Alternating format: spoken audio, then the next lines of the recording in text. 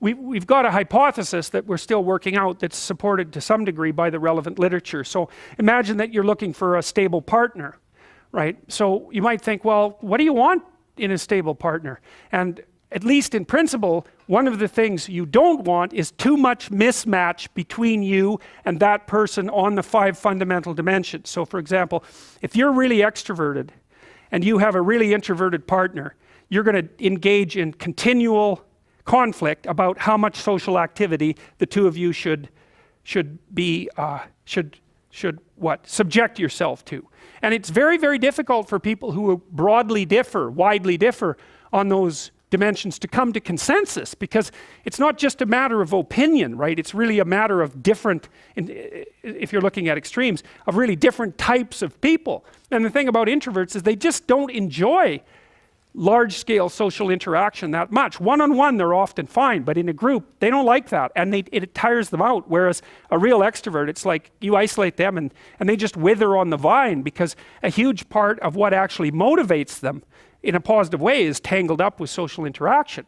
And so if you're an agreeable person and you have a particularly disagreeable partner, you're also going to run into problems, because the agreeable person will say whatever you want whenever, and the disagreeable person will say, well, I'd like to know what the hell you want for a change, and be much more harsh and much more demanding in the situation. And the agreeable person is going to find the disagreeable person harsh and unpleasant, and the disagreeable person is going to find the agreeable person wishy-washy and unable to stand up for themselves. And again, that's actually one of the primary sources of tension between men and women, because women tend to be higher in agreeableness than men. It's about half a standard deviation, which is quite a large difference by psychological standards.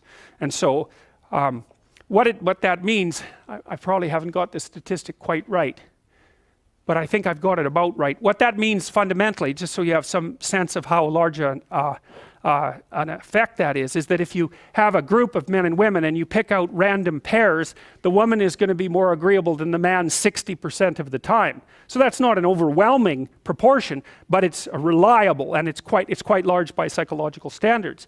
So there's the problem with agreeableness. With conscientiousness, well, if you're conscientious, you're industrious and orderly. And orderly people seem to be sensitive to disgust, which is something we'll talk about in detail later. We've had a hard time specifying exactly what makes industrious people industrious, because it's hard to come up with an animal model for that sort of thing, and there's no theoretical model.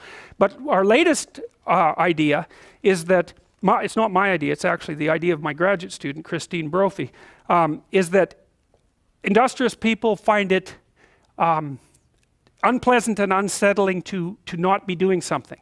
So it isn't so much that industriousness makes them happy or fills them with positive emotion. That would be more extroversion, right? Because extroversion is the positive emotion dimension. It's that industrious people can't stand sitting around doing nothing.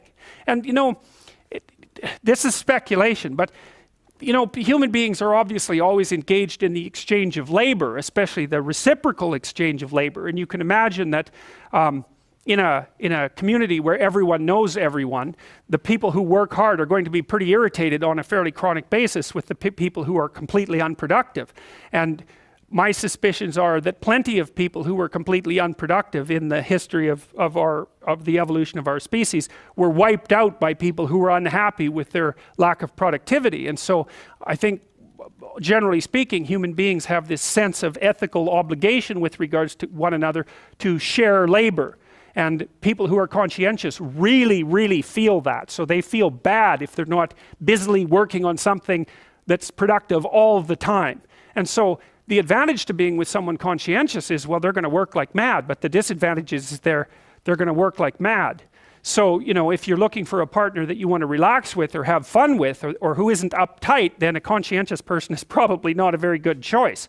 On the other hand, if you're a conscientious person and you're living with someone who's really unconscientious, that's good, because they might be able to help you relax, but you're not going to be happy with them because they don't work nearly as hard as you do. But even worse, on the orderly dimension, you know, some of you have had roommates and maybe you're more orderly than your roommate. What does it mean? It means you're annoyed by mess before they are. And you don't have to be annoyed by mess much before your less orderly roommate for you to be the one that's always running around picking things up. And so actually one of the things that's emerged from the psychometric analysis is that women are slightly more orderly than men. And I suspect that has something to do with the, what would you call it, inequitable distribution of housework. Because even if imagine that your proclivity is to be triggered by disorder 25 seconds before your partner's. Well, you're going to end up, it doesn't take much difference for you to be the one that's always concerned about the mess first. So anyways, and so if you're a really orderly person and you live with a disorderly person, well, good luck getting along with them. They're going to regard you as like uptight and over concerned with details and unwilling to relax, that's for sure.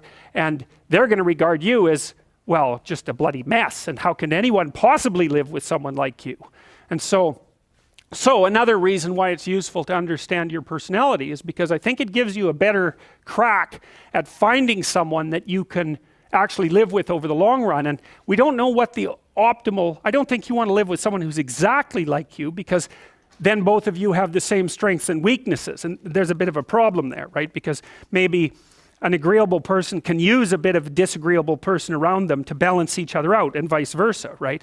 So we don't understand the optimal balance for long-term thriving in a relationship, but I think we do understand the fact that if you're too different in your traits, that where you're different is going to constitute a chronic source of conflict.